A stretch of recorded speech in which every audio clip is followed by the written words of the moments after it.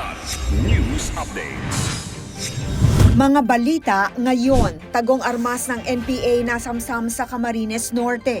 Ikasampung Philippine at US Maritime Drill pinatibay ang depensa sa West Philippine Sea.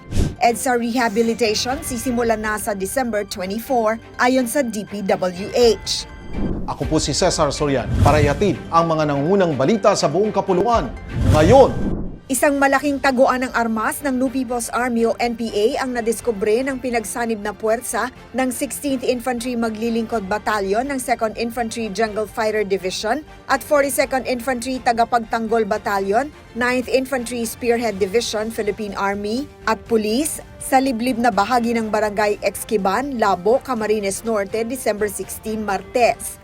Ayon sa 9th Infantry Division, na-recover sa operasyon ang 26 na M14 rifle, samot-saring bala at mga magazine para sa M14 at M16 matapos magbigay ng tip ang mga residente na pinagtibay pa ng isang dating rebelde. Sinabi ni 9ID spokesperson Major Frank Roldan na itinago ang mga armas dahil sa patuloy na pagnipis ng hanay ng NPA sa lugar.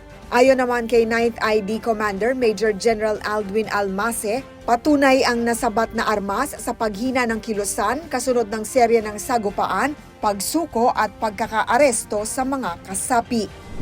Nagsanib puwersa ang Armed Forces of the Philippines o AFP at United States Indo-Pacific Command sa ikasampung Bilateral Maritime Cooperative Activity noong December 15 sa West Philippine Sea o WPS sa loob ng Exclusive Economic Zone ng bansa sa kanluran ng Zambales.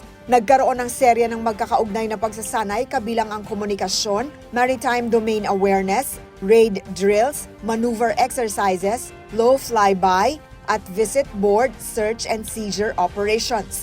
Saad ng AFP, layo ng aktibidad na hasain ng interoperability, bilis ng pagtugon at koordinasyon sa aktwal na banta sa karagatan.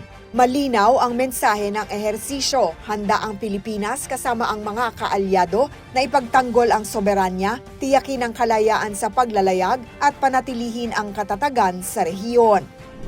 Sisimulan na ng Department of Public Works and Highways o DPWH ang rehabilitasyon ng EDSA sa December 24 ayon kay Secretary Vince Dizon sa isang press briefing ngayong umaga. Gagawin ng reblocking at asphalt overlay ng busway lanes ng tuloy-tuloy 24 oras sa isang araw mula alas 11 ng gabi ng Disyembre 24 hanggang alas 4 ng umaga ng Enero 5, 2026 kasabay ng holiday traffic lull. Pagkatapos nito, lilimitahan ang trabaho mula alas 10 ng gabi hanggang alas 4 ng umaga.